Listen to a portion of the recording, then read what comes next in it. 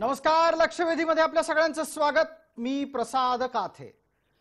मराठ्यांनी जाती आधारित आरक्षणाच्या साठी केलेल्या प्रयत्नांना न्यायालयात खीळ बसल्याच्या नंतर आता या सगळ्या प्रकरणाचं खापर आपल्या माथ्यावर फुटू नये याच्यासाठी मविया सरकारनं मराठा समाजाला EWS इकॉनॉमिकली वीकर सेक्शन अर्थात मराठीमध्ये आर्थिक दृष्ट्या मागास प्रवर्गाचे लाभ देण्याचा शासनादेश निर्गमित केला आहे.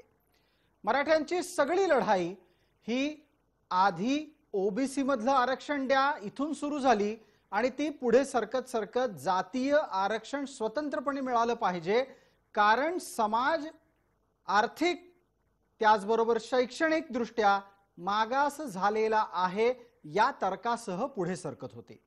हा मुद्दा न्यायालयात टिकला नाही. सर्वोच्च न्यायालयामध्ये लागलेल्या निकालाच्या नंतर महाराष्ट्रातलं वातावरण तापताना दिसत असतानाच राज्य सरकारनं त्यावर आपल्या पद्धतीनं फुंकर घालायचा प्रयत्न केलाय. मात्र ज्यांना जातीय आरक्षण हवं होतं त्या समाजाला आर्थिक दृष्ट्या मागास समाजाच्या आरक्षणाचे लाभ हे कितपत मिळू शकतात? कायद्याच्या कसोटीवर EWS अर्थात आर्थिक दृष्ट्या मागास हे आरक्षण टिकणार आहे का? त्याचा खरंच फायदा होणार आहे का?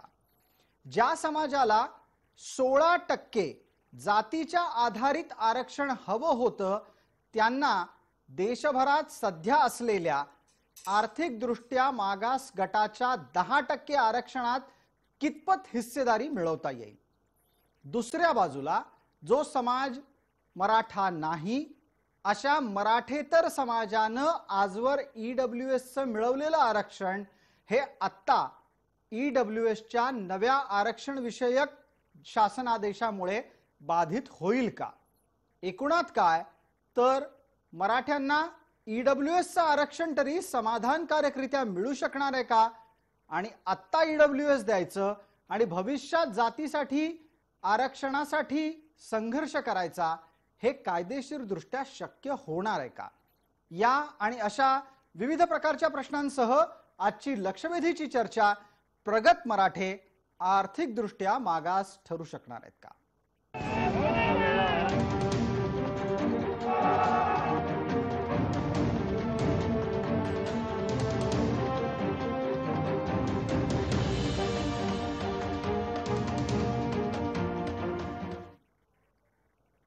या चर्चेमध्ये आपल्याबरोबर कोण कोण सहभागी होत आहेत त्यांचा परिचय आपल्याला करून देतो. आपल्या सोबत असलेले मान्यवर आहेत मवियाचे प्रतिनिधी आणि त्याचबरोबर राष्ट्रवादी काँग्रेसचे प्रवक्ता विकास लवांडे. आपल्या सोबत भारतीय जनता पार्टीच्या आमदार श्वेता महाले आहेत. मराठा क्रांती ठोक मोर्चाचे समन्वयक आबासाहेब पाटील आहेत. आपल्या सोबत संभाजी ब्रिगेडचे नेते विकास पासलकर आहेत आणि आपल्या सोबत समद मोगल आहेत. समद मोगल हे नियुक्तीच्या प्रतीक्षेत असलेले अर्जदार आहेत. त्यांनी स्वतः EWS अर्थात आर्थिक दृष्ट्या मागास या कोट्याचा लाभ घेतला होता. समद मोगल हे मुस्लिम खुल्या प्रवर्गातले अर्जदार आहेत आणि आता त्यांना EWSच्या अंतर्गत मिळालेल्या लाभाच्या अनुषंगाने पुढे काय काय परिस्थिती कशी कशी बदलली आहे हेही आपण त्यांच्याकडून जाणून घेणार आहोत. सर्व मान्यवरांचं या चर्चेमध्ये स्वागत करूया. शासनाची नक्की भूमिका काय हे समजून घेण्यासाठी विकास लवांडेंना पहिली संधी देतो. विकासजी, ज्या समाजाला जातीच्या आधारे आणि ती जात आर्थिक दृष्ट्या शैक्षणिक दृष्ट्या मागास झाली आहे अशा प्रकारचा तर्क लावला गेल्यानं आरक्षण मागितलं जात होतं, त्या समाजाला EWSच्या आरक्षणाचा लाभ कसा मिळवून देता येऊ शकतो? चांगला विषय घेतला आपण आज चर्चेला. जे महाराष्ट्राला मी सुरुवातीला धन्यवाद देतो, कारण याच्या संदर्भात जनजागृती किंवा समज गैरसमज जे आहे ते जनजागृती होणं आवश्यक आहे. धन्यवाद. खरं तर मराठा समाजाची जी आरक्षणाची मागणी गेले काही वर्षापासून सुरू आहे त्याला वेगवेगळे प्रयत्न वेगवेगळ्या सरकारच्या काळात झालेले आहेत.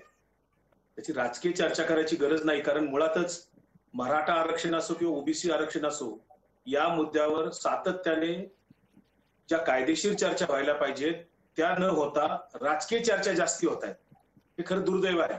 आणि मग राजकीय चर्चेतनं फक्त आरोप प्रत्यारोप होऊ शकतात आणि मग मराठा समाजाचा संभ्रमावस्था त्या ठिकाणी निर्माण होते. आता सुप्रीम कोर्टाने जो निकाल दिला की एससी बीसीचं जे आरक्षण आहे, जो नवीन प्रवर्ग तयार केलाय, तो घटनाबाह्य ठरवलेला आहे. गायकवाड समितीचा अहवालही फेटाळलेला आहे.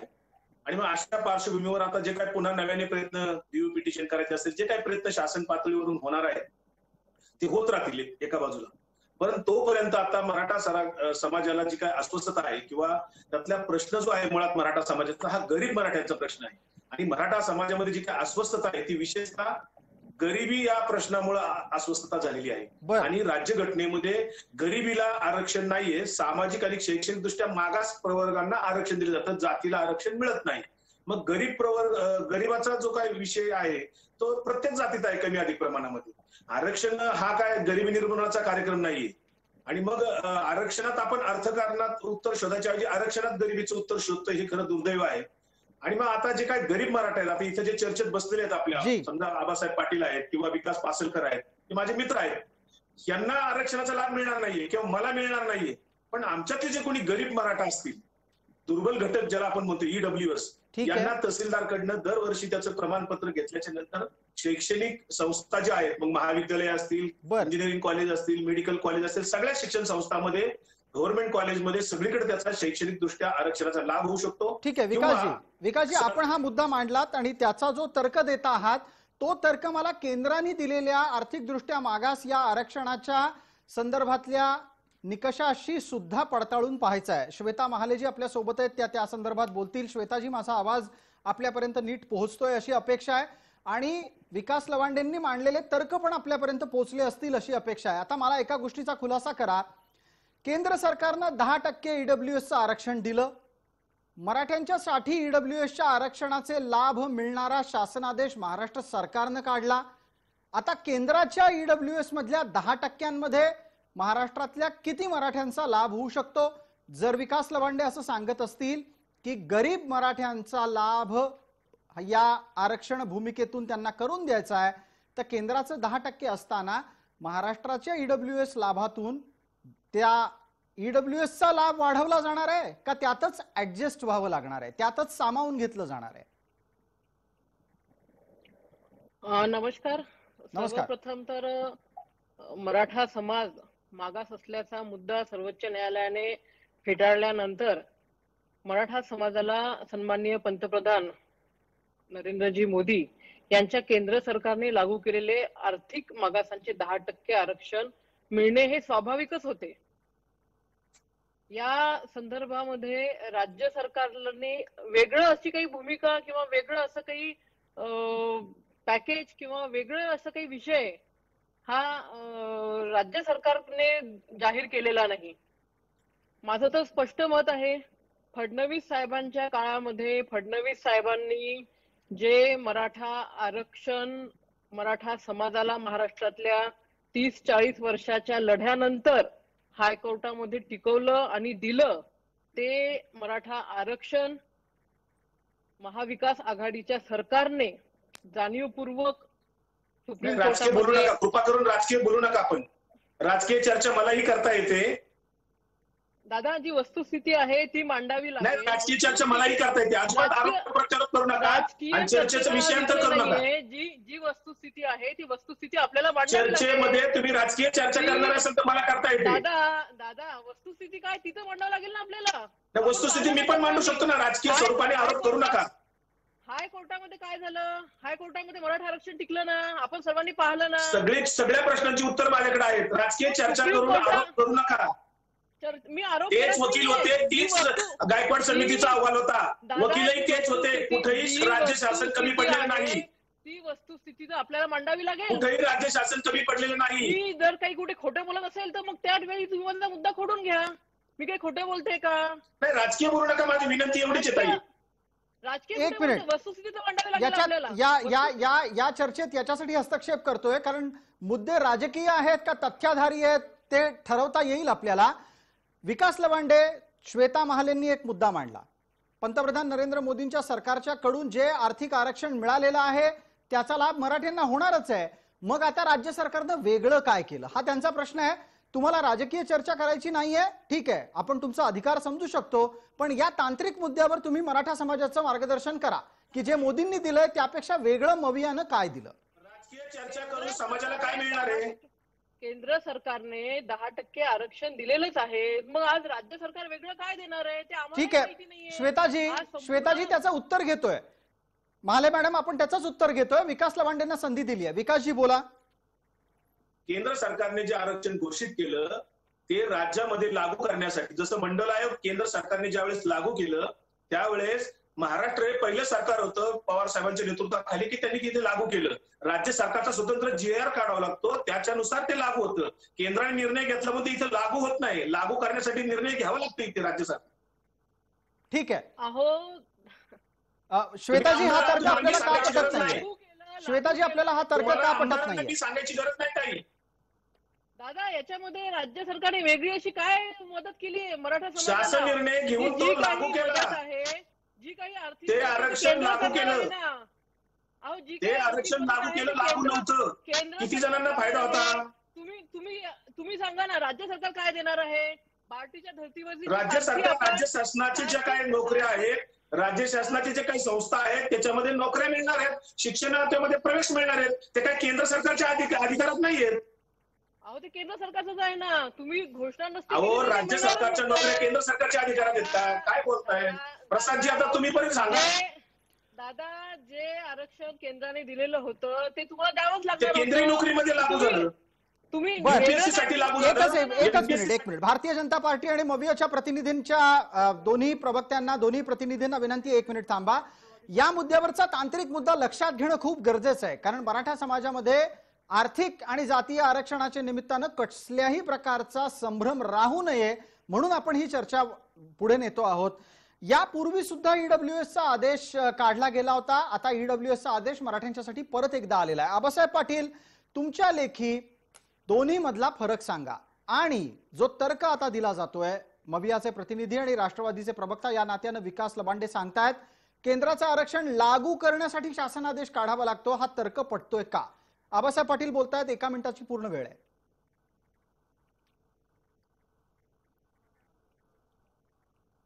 आबासाहेब, आपण आपला माईक अनम्यूट करा. तुम्ही तुमच्याचकडून कदाचित तुमचा माईक म्यूट केलाय. प्रसादजी, मुळात या सगळ्या विषयावरती अनेक वेळा चर्चा झालेली आहे आणि ही चर्चा करत असताना मी आवर्जून आपल्याला सांगतो EWS आरक्षणाच्या संदर्भामध्ये की EWS आरक्षण हे कुणी घेऊ शकतो, राज्यातला एखादा कॅटेगरीचा विद्यार्थी सुद्धा घेऊ शकतो, ऐच्छिक आरक्षण आहे. आणि दुसरा मुद्दा आहे की या EWS संदर्भामध्ये आज जो निर्णय घेतलेला आहे, एक मागच्या याच्या वेळेस ज्याला स्थगिती आली त्याच्या अगोदर या सरकारनं, आघाडी सरकारने एक GR काढला होता की मराठ्यांना EWS आरक्षण घेता येणार नाही, असा एक GR काढला. का त्यावेळेला MPSC राज्यसेवेच्या परीक्षा चालू होत्या, त्यावेळी तो GR काढला आणि मराठ्यांना फक्त SC-BCचं आरक्षण जे आहे त्याच्यामध्येच तुम्हाला जाता येईल, तुम्हाला EWS पण घेता येणार नाही. तशी सगळी सर्क्युलर पाठवली. पुन्हा रद्द झाल्यानंतर पुन्हा आता EWS घ्या. म्हणजे EWS हे सगळ्यात मोठं किचकट आरक्षण आहे.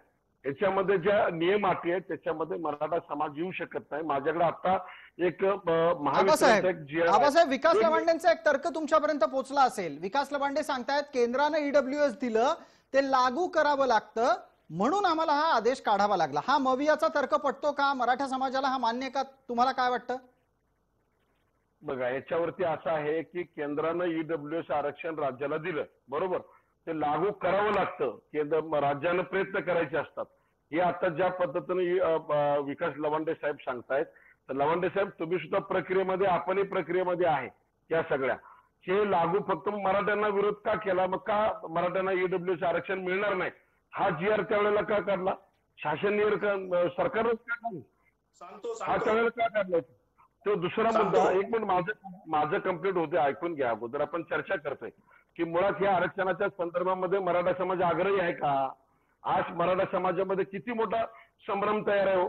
आता ज्या विद्यार्थ्यांच्या नियुक्त्या झालेल्या आहेत ते संभ्रमात आहेत. त्याच्यामध्ये EWS मध्ये 34 जागा, त्यातले 6 मुलंच बसतायत, वरची पोरं बसतच नाहीत, 28 मुलं त्या निर्णयामुळं.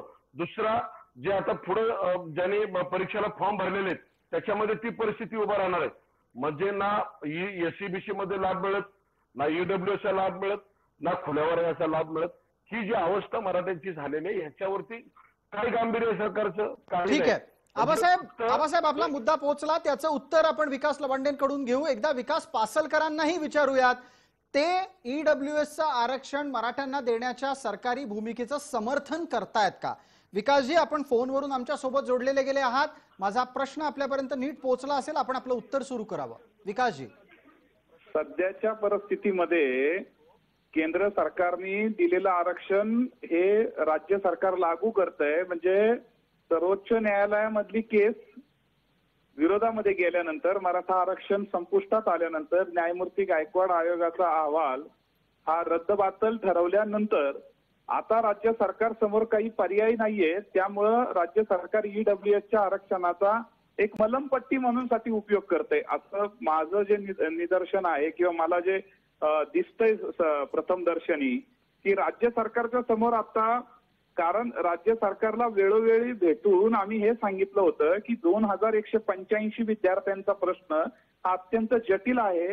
त्याच्यामध्ये राज्य सेवेतील काही विद्यार्थी आहेत, त्याच्यामध्ये मेट्रोमध्ये काही विद्यार्थी आहेत, ज्यांची खऱ्या अर्थाने एसीबीसी आरक्षणामध्ये केवळ त्यांची नियुक्तीपत्र देणं बाकी असताना राज्यामध्ये कोरोनाची परिस्थिती निर्माण झाली मागच्या वर्षी आणि त्या मुलांना नियुक्तीपत्र देता आलं नाही. या पार्श्वभूमीवरती गेल्या 1.5 वर्षामध्ये आम्ही सातत्याने राज्य सरकारला हे सांगत होतो की आपण या संदर्भामध्ये काही निर्णय घेणं गरजेचं आहे, परंतु तो निर्णय न घेता, कारण मुख्य केसला सर्वोच्च न्यायालयामध्ये काही अडचण निर्माण होऊ शकते असं वेगवेगळ्या खात्याच्या प्रमुखांनी, काही जबाबदार मंत्र्यांना हे सांगितलं गेलं आणि त्यावेळेस सेक्रेटरी वेळ प्रसंगी कोर्ट ऑफ कंटेम्प्ट होऊ शकतो, सुपरन्युमररी सीट निर्माण करा, त्याच्यातनं या केसवरती परिणाम होईल. आणि असं जर काय केलं आपण तर त्यामध्ये या ठिकाणी काही अधिकारी जेलमध्ये जातील. या सगळ्याचा प्रकार म्हणून साठी आत्ताच्या परिस्थितीमध्ये आरक्षण टोटली फेल गेलेलं आहे. आरक्षण मराठा समाजाच्या हातून गेलेलं आहे, त्याच्यासमोर आता पर्याय नाही. विकासजी, आपण असं स्पष्टपणे म्हणालात की आता ईडब्ल्यूएसच्या संदर्भातला निर्णय हा मलमपट्टीचा आहे. आपण त्याच निमित्तानं नियुक्तीच्या प्रतीक्षेत असलेल्या अनेक विद्यार्थ्यांचाही मुद्दा उपस्थित केलात. आपल्याकडे आत्ताच्या घडीला समद मोगल आहेत की ज्यांनी या ईडब्ल्यूएसचा लाभ घेतला आणि आता त्यांची परिस्थिती किती आव्हानात्मक झाली आहे, एकदा त्यांच्याकडून ते ऐकून घेऊ. सगळ्या मुद्द्यांवर विकास लवांडेंना उत्तर द्यायची संधी त्यानंतर आपण देणार आहोत. समद मोगल, माझा आवाज येतोय आपल्याला? हो येतोय. समद मोगल, आपली केस सांगा, नक्की काय झालं? तुम्ही ईडब्ल्यूएसचं आरक्षण कुठल्या वर्गातून कुठल्या पदासाठी कधी घेतलं, त्यानंतर काय काय घडत गेलं आणि तुम्हाला अजून नियुक्ती मिळाली नाहीये असं तुम्ही सांगताय, ती का मिळाली नाहीये?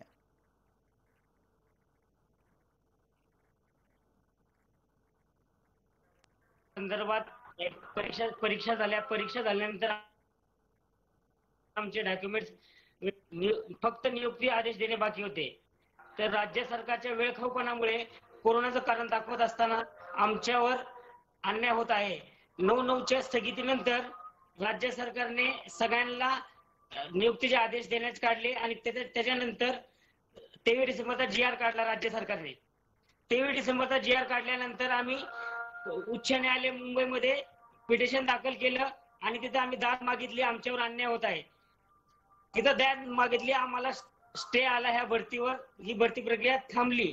त्याच्यानंतर हे 31 मेचा GR जे काढला राज्य सरकारने, न्याय प्रविष्ट असताना हे दुसरा GR काढण्याचा राज्य सरकारला अधिकार नाहीये. पूर्वलक्षीचे GR काढलेल्या राज्य सरकारने ईडब्ल्यूएस मध्ये जागा देत असताना ज्या विद्यार्थ्यांनी अगोदर ईडब्ल्यूएसचा लाभ उचललाय त्यांचा विचार काय करणार आहे तुम्ही? आणि GR ज्यावेळेस लागू करतो ते बॅक डेट मध्ये तुम्ही लागू करू शकत नाही. 2019 मध्ये कसं लागू करू शकणार? आणि आर्टिकल 14च्या संविधानाच्या एक विशेष म्हणजे की कुठल्याही क्षेत्रात भारतामध्ये समान आरक्षण से वंचित नहीं करेगा. भारतीय संविधान के आर्टिकल 14 के हिसाब से इसका मतलब यह है कि सरकार भारत में किसी भी व्यक्ति के साथ भेदभाव नहीं करेगी. ये मराठा समाज के साथ या ये ईडब्ल्यूएस में 12 जातियां आते हैं, 12 ईडब्ल्यूएस में 12 जातियां आती है. ठीक आहे समद मोगल, आपला मुद्दा लक्षात येतोय. आपण असं सांगितलं की ईडब्ल्यूएसच्या अंतर्गत तुम्ही स्वतः नियुक्तीच्या प्रतीक्षेत असताना सुद्धा आत्ताच्या घडीला तुमची हक्काची जागा तुम्हाला मिळत नाहीये आणि आता नव्या परिस्थितीमध्ये मराठा समाजाला ईडब्ल्यूएसचं आरक्षण देण्याचा घेतलेला निर्णय हा या आधीच्या ईडब्ल्यूएसचा लाभ मिळवलेल्यांच्या हक्कावर गदा आणणारा आहे. बरोबर आहे हे समद मोगल? आपला आवाज मध्ये मध्ये ये जा करत होता, म्हणून मी केवळ आणि केवळ आपली भूमिका मांडतोय. समद मोगल बरोबर आहे? ह्या उद्या कालच्या निघालेल्या GR वर पण आम्ही राज्य सरकारमध्ये चॅलेंज करणार आहोत. राज्य सरकार ह्यांच्याकडे अभ्यासू व्यक्ती नाहीये का? अभ्यासू व्यक्ती नाहीये का? जे सुशिक्षित बेरोजगार आहेत ह्यांनी विचारपूर्वक हे जे GR लागू करतात घरी बसून काढतात का? हे GR काढत असताना बॅक डेट मध्ये तुम्ही लागू करू शकत नाहीत. ठीक आहे समद मोगल, आपली भूमिका पोहोचली. काही नेटवर्क खराब असल्यामुळे तुमचा आवाज सातत्याने ये जा करतोय. एकदा पटकन विकास लवांडेंना संधी देऊ. विकास लवांडे, महत्वाचे 2-3 मुद्दे उपस्थित झाले. पहिलं, एसीबीसीत लाभ नाही, ईडब्ल्यूएसचा मिळेल की नाही माहित नाही, खुल्या प्रवर्गाच्या बाबतीतही गोंधळ. मराठा समाजाला आता आरक्षणाचं संरक्षण कोणत्या कॅटेगरीत मिळणार? त्यातलं 2-3 मुद्द्यांचं स्पष्टीकरण विकास पासलकर यांनी दिलेलं आहे. जी, कारण ज्या वेळेस आपलं अगोदर ESBCचं जे आरक्षण आपलं लागू झालं होतं, कोर्टात केस सुरू झाली, त्यावेळेस सगळ्या मराठा संघटनांशी चर्चा करून सरकारने ईडब्ल्यूएसचं त्यावेळेसचा जो GR होता तो रद्द केला. कारण इकडे ESBCला कोर्टामध्ये कुठं तांत्रिक किंवा कायदेशीर अडचण निर्माण होऊ नये म्हणून तो रद्द केला गेला. जी, एसीबीसी आपण एसीबीसी म्हणतो. बोलतायत यांचं जर त्या काळामध्ये ईडब्ल्यूएसच्या माध्यमातून काही निवड झाली असेल किंवा त्यांचा लाभ घेतला असेल आणि आता तो GR रद्द झाला, परंतु सुप्रीम कोर्टाने आता मराठा आरक्षण रद्द करताना ESBCचं ज्यांनी अगोदर परीक्षा दिलेली आहेत, जे काही विद्यार्थ्यांचा प्रश्न आता सांगितला गेला त्यांचा असेल किंवा ईडब्ल्यूएच असेल, त्या सगळ्यांना संरक्षण दिलेलं आहे. आणि राज्य सरकार सुद्धा त्या काळामध्ये ज्यांची निवड झालेली आहे त्यांना निश्चितपणाने त्याचा लाभ देणार आहे. पण असं स्पष्टीकरण विकासजी, राज्य आपण असं सरकारने सांगता दिलेलं आहात आहे. की सर्वोच्च न्यायालयानं एका विशिष्ट कालमर्यादेपर्यंत मराठा समाजाच्या नियुक्त्यांचं संरक्षण दिलंय, पण त्यांना प्रत्यक्ष कागदावर नियुक्त्या अजून मिळत नाहीयेत. बरोबर आहे. त्याच्यासाठी त्याची कारणं अशी आहेत. कोरोनाचा काळ होता, 15% फक्त प्रशासकीय अधिकारी मंत्रालयात किंवा शासकीय याच्यामध्ये हजर होते. सगळी यंत्रणा जी आपली कोरोनाच्या काळात गुंतलेली आहे, निश्चित विलंब झालेला आहे. परंतु निर्माण करून त्यांना सगळ्यांना न्याय नक्की मिळणार आहे. निर्माण करू. लवांडे साहेब, तुम्ही जे सांगताय, ज्या विद्यार्थ्यांना की सुप्रीम कोर्टाने नकारलं गेलं, जात प्रमाणपत्र मिळाले नाहीत, अशा लोकांचे 22 एप्रिलला GR निघाले, 3 मेला GR निघाले, 5 मेला GR निघाले, आणि ह्या लोकांना तुम्ही घेतलं ड्युटीवरती, कोविडचं कारण सांगताय, आणि मराठ्यांचे एवढ्या दिवसापासून तुम्ही त्या कुठलाच विचार करायला पण तयार नाही. आणि सगळ्यात महत्त्वाचं आपण जे आता सांगितलं, आबासाहेब पाटील, आपण जो दावा करताय की काही जागा भरल्या गेल्या कोरोना काळात सुद्धा, त्या कुणाच्या होत्या, कुठल्या समाजाच्या होत्या? आबासाहेब पाटील बोला.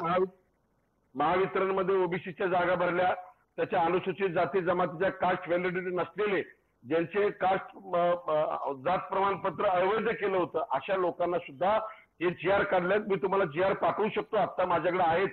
हे सगळे मोठे GR काढलेले आहेत, अधिकारी लोकांना भरलेले आहेत. राज्य सरकारला या भरती करू नये असं आमचं विनंती होती, कारण अनेक मुलांवरती अन्याय झालेला होता. कोरोनाच्या कालखंडामध्ये त्यांच्यावरती अन्याय होत होता, कारण नियुक्तीपत्र केवळ कोरोनाचं कारण दाखवून दिलं गेलेलं नाहीये.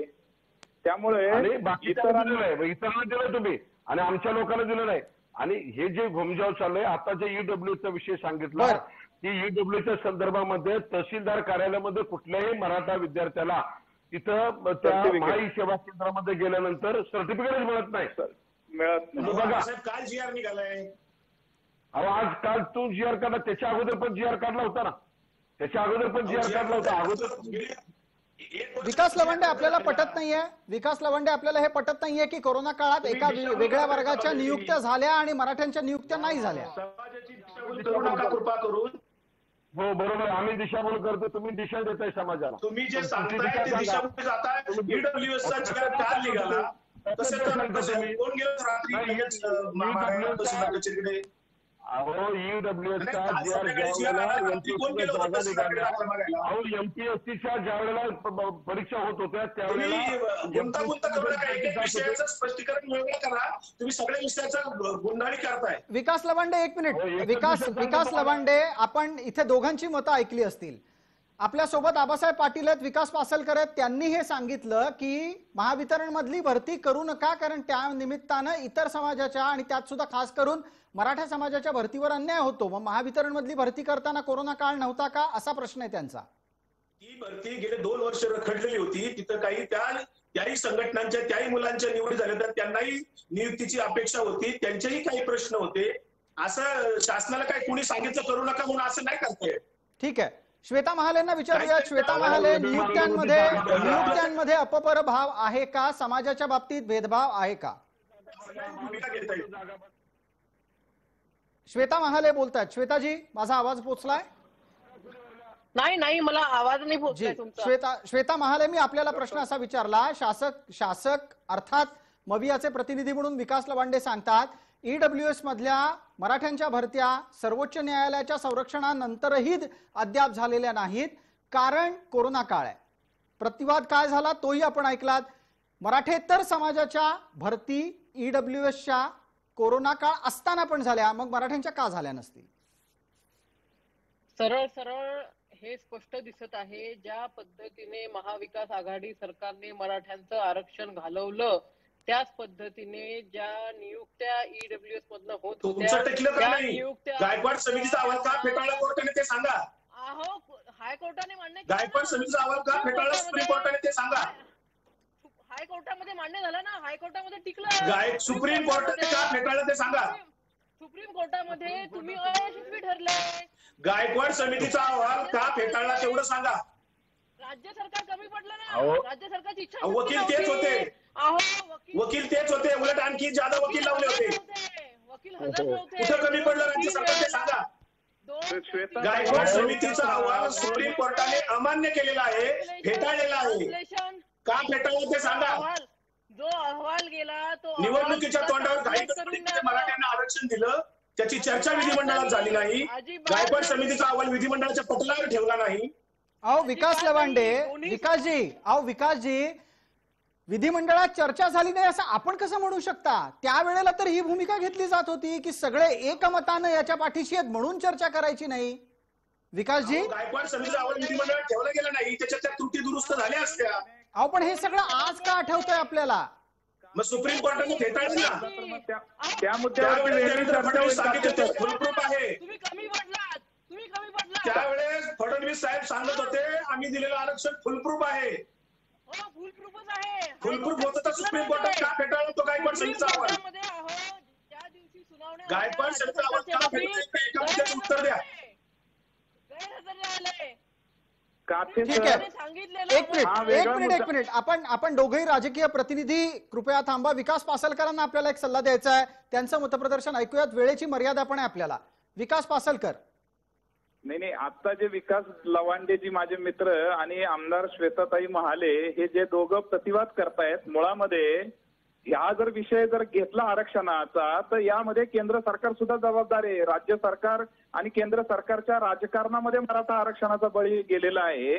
मुळामध्ये राज्यामध्ये देवेंद्र फडणवीसांचं सरकार असताना, मॅडम ऐकून घ्या प्लीज. राज्यामध्ये श्वेताताई ऐकून घ्या ना. राज्यामध्ये देवेंद्र फडणवीसांचं सरकार असताना 102वी घटना दुरुस्ती ही केंद्र सरकारने केलेली होती. 102वी घटना दुरुस्तीमध्ये राज्यांना कुठलीही एखादी कम्युनिटी मागास वर्गामध्ये टाकण्याचा अधिकारच संपुष्टात आलेला होता.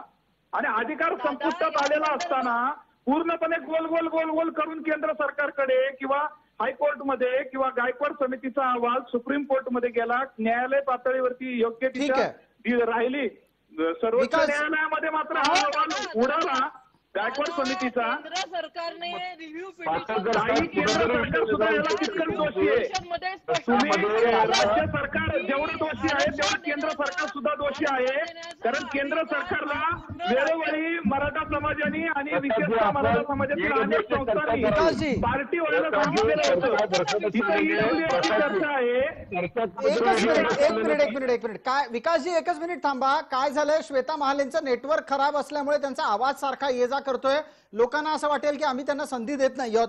श्वेताजी, आपल्या नेटवर्क मधली दुरुस्ती आपण लगेच करून घेऊ. एकदा पटकन विकास पासलकरांनी मांडलेल्या तर्काला आबासाहेब पाटील उत्तर देऊ इच्छित आहेत आणि आपल्याला जाहिरातीच्या साठी थांबणं भाग आहे. आबासाहेब, 30 सेकंदाचा वेळ आहे, पटकन. सध्या जी चर्चा चालू आहे ईडब्ल्यूच्या संदर्भामध्ये आपण सगळ्यांनी बरोबर. बोललं पाहिजे. महाराष्ट्रातली जनता सगळे ऐकते. कोर्टात काय झालं हे आम्हाला माहिती आहे, सगळ्या समाजाला माहिती आहे. आघाडी सरकारनं काय केलं, भाजपनं काय केलं, आता कोण कोणा आरोप करतंय सगळं आम्हाला माहिती आहे. तुम्ही राजकीय आरोप वगैरे सोडून द्या. उगाच कसं आहे, समाज शांत आहे, शांत राहू दे. वेगळ्या पद्धतीने बोलायला लावू नका कुणीच. आम्हाला ठीक आहे. सगळं माहिती आहे कोण दुसरं कोण ठीक करतंय. आहे आबासाहेब, वेळेची मर्यादा आहे. आबासाहेब, वेळेची मर्यादा आहे म्हणून आपल्याला थांबवतोय. पटकन एक छोटीशी विश्रांती घेतोय. लक्षवेधीच्या पुढच्या भागात लगेचच परत येतोय.